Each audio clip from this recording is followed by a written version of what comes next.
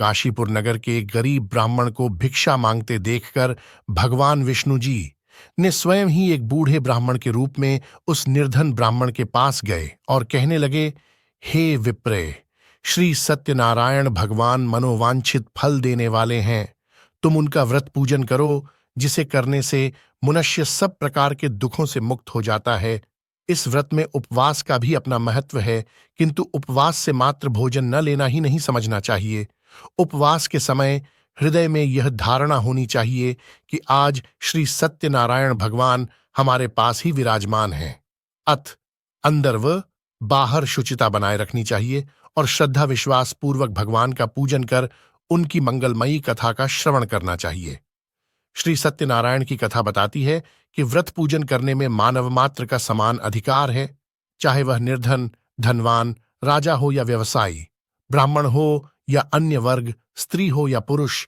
यही स्पष्ट करने के लिए इस कथा में निर्धन ब्राह्मण, गरीब लकड़हारा, राजा उल्कामुख, धनवान व्यवसायी, साधु वैश्य, उसकी पत्नी लीलावती, पुत्री कलावती, राजा तुंगध्वज एवं गोपगणों की कथा का समावेश किया गया है।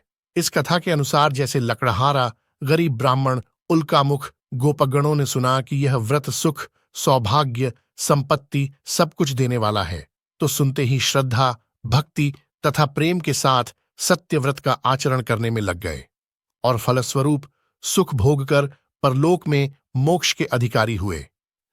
एक साधु वैश्य ने भी यही प्रसंग राजा उल्कामुख से सुना, किंतु उसका विश्वास अधूरा था और श्रद्धा में कमी होने के कारण उसने मन में प्रण लिया कि संतान प्राप्ति पर सत्य व्रत पूजन करूंगा। समय बीतने पर उसके घर एक सुंदर कन्या ने जन्म लिया। पत्नी ने व्रत की याद दिलाई तो उसने कहा कि कन्या के विवाह के समय करेंगे। समय आने पर कन्या का विवाह भी हो गया, किंतु उस वैश्य ने व्रत नहीं किया। तभी वह अपने दामाद को लेकर व्यापार के लिए चला गया। वहां उसे चोरी के आरोप में राजा चंद्रकेतु द्वारा दामाद सहित कारागार में डाल दिया गया। उसके अपने घर में भी चोरी हो गई। पत्नी लीलावती और पुत्री कलावती भिक्षावृत्ति के लिए विवश हो गई। एक दिन कलावती ने किसी के घर श्री सत्यनारायण का पूजन होते देखा और घर आकर मां को प्रसाद दिया। तब मां ने अगले दिन श्रद्धा से व्रत पूजन कर भगवान से पति और दामाद के शीघ्र वापस आने का वरदान मांगा।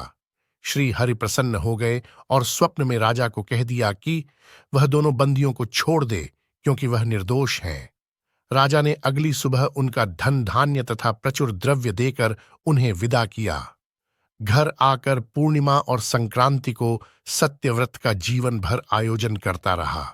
परिणाम स्वरूप उसे सांसारिक सुख भोगकर मोक्ष प्राप्त। इसी प्रकार एक बार राजा तुंगध्वज ने वन में गोपगणों को श्री सत्यनारायण भगवान का पूजन करते देखा, किंतु अपने अभिमान की वजह से राजा न तो पूजा स्थल पर गया, न दूर से ही प्रणाम किया और न ही गोपगणों द्वारा दिया प्रसाद ग्रहण किया।